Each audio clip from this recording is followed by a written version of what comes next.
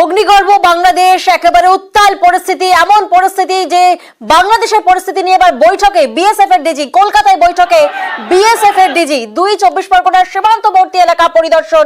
প্রতিনিধি অমিত এই মুহূর্তে আমাদের সঙ্গে রয়েছেন। অমিত, তোমার থেকে আরো বিস্তারিত জানতে চাইবো, ঠিক কি কি নির্দেশ দেওয়া হচ্ছে?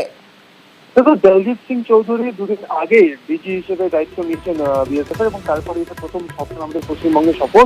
এবং আজকে তিনি উত্তর চব্বিশ পরগনা এবং সুন্দরবনে যে বিস্তীর্ণ যে এলাকা রয়েছে, কোস্টাল এলাকা রয়েছে, সেই সমস্ত এলাকা তিনি পরিদর্শন করেছেন এবং দক্ষিণ পূর্বাঞ্চলের যারা বিএসএফ আধিকারিক রয়েছে তাদের সঙ্গে তিনি বৈঠকে বসেছেন। কারণ বাংলাদেশের যে উদ্ভিদ পরিস্থিতি, সেই পরিস্থিতি নিয়ে মূলত বর্ডার এরিয়ায় সিকিউরিটি ফোর্স কিছুদিন আগে থেকে বাড়ানো হয় এবং আজকে তিনি সরেজমিনে এলাকা যেমন খতিয়ে দেখেছেন, অর্থাৎ বর্ডার সীমান্ত এলাকা তিনি যেমন দেখেছেন এবং সেই সঙ্গে আমাদের রাজ্যে যে সমস্ত বিএসএফ এর কর্তারা রয়েছেন তাদের সঙ্গে তিনি বৈঠকে বসেছেন এবং সিকিউরিটি অ্যারেঞ্জমেন্ট এবং নিরাপত্তা বিষয় নিয়ে কিন্তু দীর্ঘ আলোচনা হয়েছে, এমনটা কিন্তু আমরা বিএসএফ সূত্রে জানতে পারছি।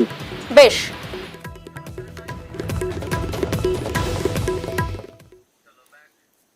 বাংলাদেশের পরিস্থিতিতে উদ্বিগ্ন মুখ্যমন্ত্রী, সবাইকে শান্ত থাকার অনুরোধ মমতা বন্দ্যোপাধ্যায়ের। কোন প্ররোচনায় পা না দেওয়ার আবেদন, সোশ্যাল মিডিয়ায় পোস্ট না করার আর্জি জানিয়েছেন মুখ্যমন্ত্রী মমতা বন্দ্যোপাধ্যায়। বাংলাদেশ নিয়ে রাজ্যের মন্ত্রীদের মুখ না খোলার নির্দেশ, বাংলাদেশ নিয়ে যা বলার ভারত সরকার বলবে, বার্তা মুখ্যমন্ত্রী মমতা বন্দ্যোপাধ্যায়ের। বাংলাদেশের পরিস্থিতিতে উদ্বিগ্ন মুখ্যমন্ত্রী মমতা বন্দ্যোপাধ্যায়, সবাইকে শান্ত থাকার অনুরোধ জানিয়েছেন মমতা বন্দ্যোপাধ্যায়।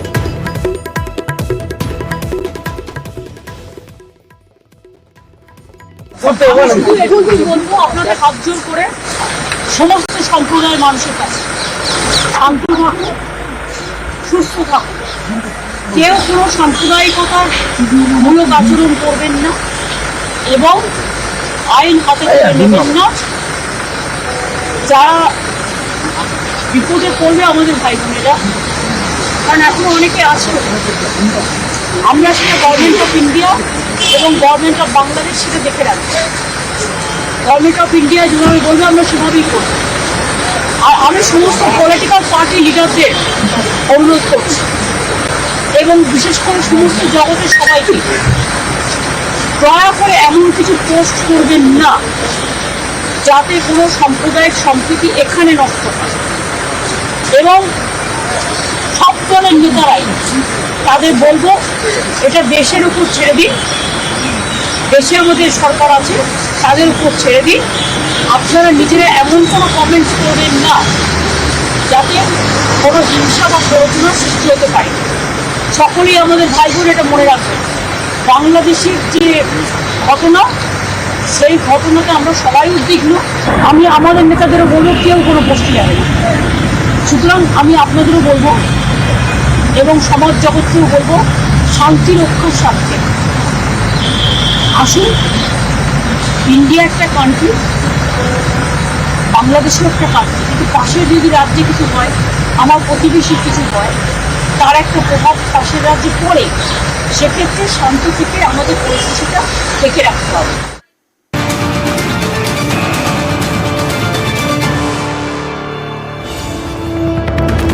আর এই মুহূর্তে প্রধানমন্ত্রী বিদেশ মন্ত্রীর বৈঠক, অশান্ত বাংলাদেশের পরিস্থিতি নিয়ে বৈঠক প্রধানমন্ত্রী এবং বিদেশ মন্ত্রীর। আমরা জানি যে পদত্যাগ করার পর এখন ভারতে শেখ হাসিনার পদত্যাগ নিয়ে কথা, দুজনের বৈঠক প্রধানমন্ত্রী বিদেশ মন্ত্রী। প্রতিনিধি মৈত্রী এই মুহূর্তে আমাদের সঙ্গে রয়েছেন। মৈত্রী, আর কি তথ্য সামনে আসছে?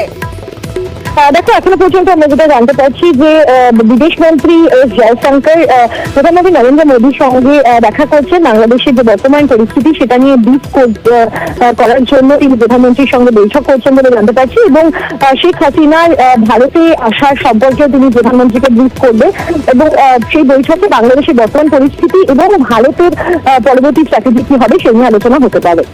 বেশ, প্রধানমন্ত্রী বিদেশ মন্ত্রী বৈঠক, অশান্ত বাংলাদেশের পরিস্থিতি নিয়ে কথা, বাংলাদেশ পরিস্থিতি নিয়ে কথা দুজনের। পদত্যাগ করার পর আমরা জানি এখন ভারতে শেখ হাসিনার পদত্যাগ নিয়ে কথা দুজনের। এবং অন্যদিকে আমরা আপনাদেরকে শোনালাম বাংলাদেশের পরিস্থিতিতে উদ্বিগ্ন মুখ্যমন্ত্রী মমতা বন্দ্যোপাধ্যায়, সবাইকে শান্ত থাকার অনুরোধ মমতা বন্দ্যোপাধ্যায়ের।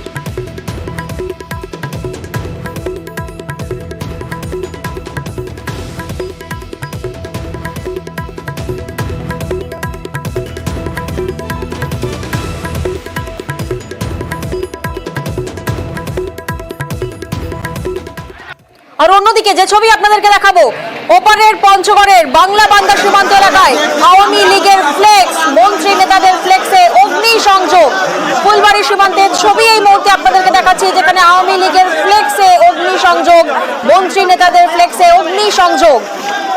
ঠিক ওপারের পঞ্চগড়ের বাংলা বান্দা সীমান্ত এলাকার ছবি, যেখানে দেখা যাচ্ছে একের পর এক ফ্লেক্সে আগুন ধরিয়ে দিচ্ছেন জনতা, মন্ত্রী নেতাদের ফ্লেক্সে অগ্নি সংযোগ, সেই ছবি সামনে আসছে।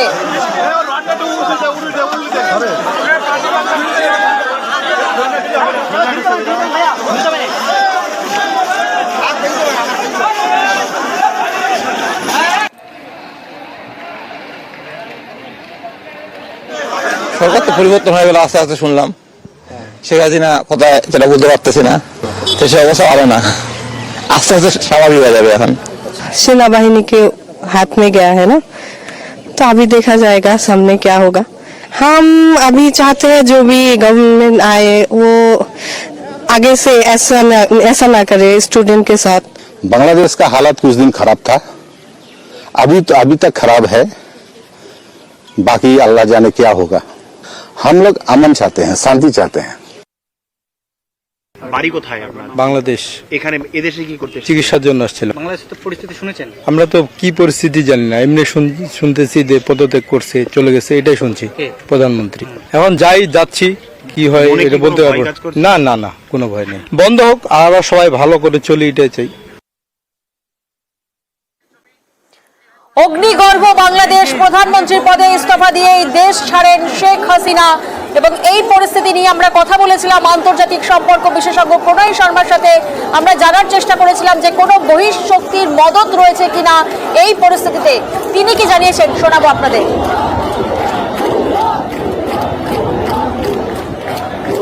শেখ হাসিনার সঙ্গে ভারতের সম্পর্ক খুবই ঘনিষ্ঠ এবং যবে থেকে নরেন্দ্র মোদী এখানে ক্ষমতায় এসেছেন খুব গভীর হয়েছে সেটা, এবং অনেক ধরনের কোঅপারেশন হয়েছে, বিভিন্ন ফিল্ডে কাজকর্ম হয়েছে। সুতরাং তার চলে যাওয়ায় নিশ্চয়ই একটা অনিশ্চয়তার সৃষ্টি করে। বাংলাদেশে অনিশ্চয়তা যদি থাকে তার একটা প্রভাব নিশ্চয়ই ভারতেও পড়বে। সেখানে যদি মারধর চলে, এই ধরনের গোলমাল চলে, তাহলে অনেক লোক হয়তো আশ্রয় নেবে ভারতে। এটা ছাত্র আন্দোলন ছিল নিঃসন্দেহে সেখানে। আমার মনে হয় যে শেখ হাসিনা যদি তাদের সঙ্গে নিজে এনগেজ করতো, যেটা তিনি করতে সেখানে আমার মনে হয় তিনি ভুল করেছেন। সেখানটায় তিনি তাদের ছাত্র বাহিনী যেটা আছে, ছাত্রের সঙ্গ তাদেরকে না দিয়ে, পুলিশ ব্যবহার না করে যদি তাদেরকে আলোচনা ডাকতেন, আমার মনে হয় এই ঘটনা তিনি আগেই অনেক কন্ট্রোলে আনতে পারতেন।